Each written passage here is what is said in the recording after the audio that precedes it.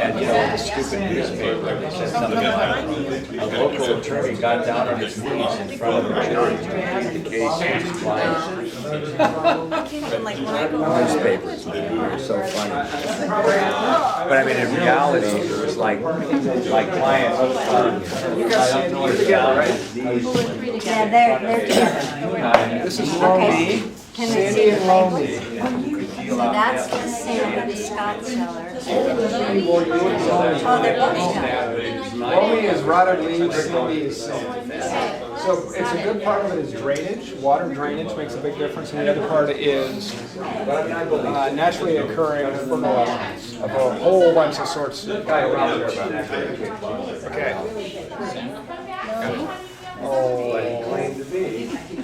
Okay, so everybody got something. I'm going to come back. How would you characterize Sharing them. I got a lot more barrel flavors out of this. And it could just be because it's not as robust a wine as this one.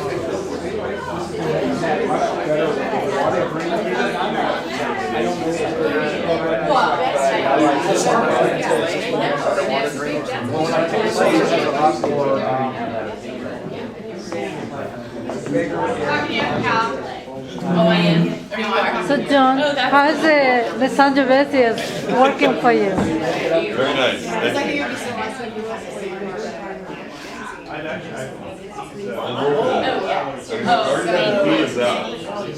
Thank you. Oh yeah. Yeah.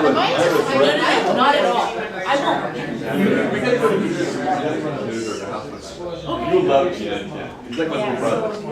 That's awesome. Her husband is. Catherine, when is the next event? Oh really? The next event here is first Thursday, June 7th, and then my grand opening is June 8th. June 8th, what time? There's a whole big June 8th, 5 to 8. Yeah, that's Very nice people. Incredible. It's called a fiasco for probably lots of years.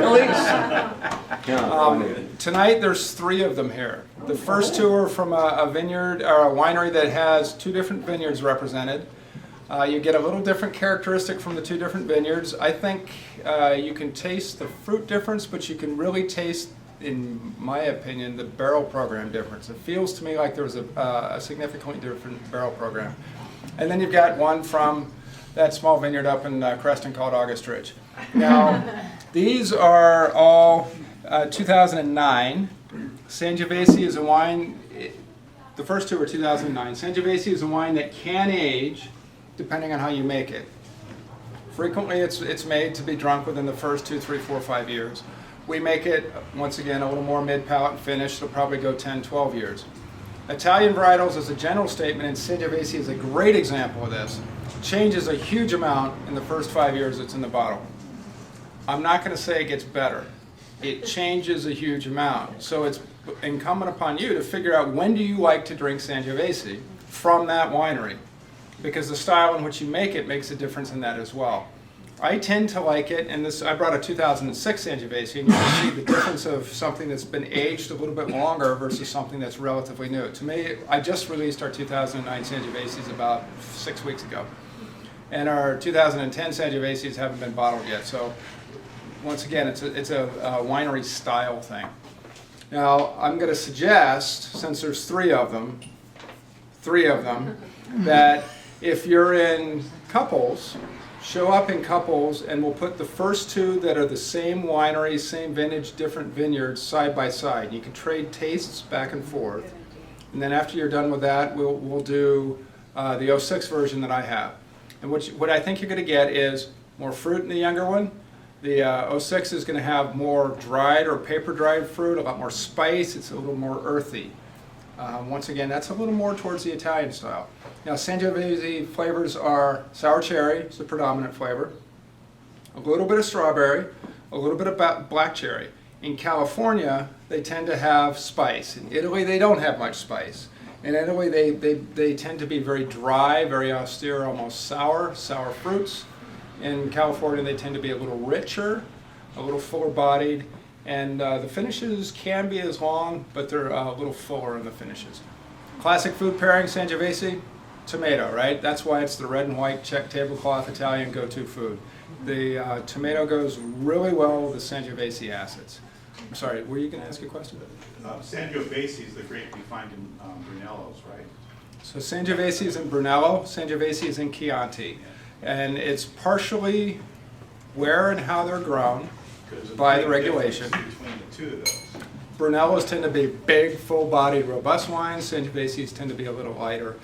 A lot of California Sangioveses take that even further. They're just light, fruity sort of wines that have no purpose to them.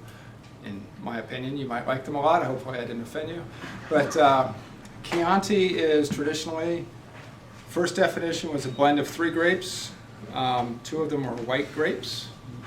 Now it's a blend of a variety of grapes, and since 2007, I think, you can actually put some Bordeaux varieties into a Chianti. Brunello is a little bit more restricted. Usually they're 100% Sangiovese. There's 3 grapes that can be in that as well. So hopefully that answered the question. Different growing region, typically different orientations, different soil too, by the way. Anything else before we get going? Yes, sir. I'm not, from reading the bottles, do you know which is the sand and which is the clay? Because I like to put the sand first. Well, I'm going to pour them next to each other in Right, cups. but not everybody's paired up here. Some of us are just alone. No, you're not. Get 2 glasses, Drew. No, oh, I see, but we don't have extra glass. Okay, whatever, no, that's You're good. alone together. Okay. And No, it's fine. I'll do the If you're gonna do the pour. Is 68% Cab, 32% Sangiovese. This is very different from the wines you've been drinking. You're going to be thinking you're drinking the Cab, because essentially you are. A Super Tuscan is a marketing term that was coined in the 80s by a New York wine distributor. In the 80s, 70s really, in the 80s, a bunch of young winemakers knew they decided they didn't want to comply with the regulations, but their wines were all going to be red table wines by label, and it's hard to sell a $200 bottle of red table wine. So the term Super Tuscan was invented for this purpose. Yes, you're standing behind me with 2 glasses now. She's not too festive. So classically, a Super Tuscan is a How much is it? 68 Sangiovese, 68 Cab, 32 Sangiovese. This is probably another one. Did you say a $200 bottle? This is probably a $35 bottle, Oh. $40 bottle, I don't You know. said But when Super Tuscans first came about, the Italians Oh, were the making word. wonderful wines that had to be labeled by regulation as Palola or table wines, and were worth much more than that. So it's a marketing term to create image of value. Well, that's where Super Tuscan comes from. A classic Super Tuscan is typically Sangiovese, Cab, and Merlot. This is Cab with a little bit of Sangiovese in it. Still, some Super Tuscans are all Cab, or all Merlot, or Cab Franc and Sangiovese. Got to keep in mind, they've been growing Cab and Merlot and Cab Franc and all those things in Italy for hundreds of years, just like they have everything else. The Italian wine regulation is designed to preserve the ancient heritage wines. That's its primary purpose. So until 2007, if you put Cab and a Sangiovese in Chianti, you could not call it a Chianti, which you can today. That's a very recent change. So who can get this? My nephew I said understand that. there was, a few years ago, there was kind of a controversy over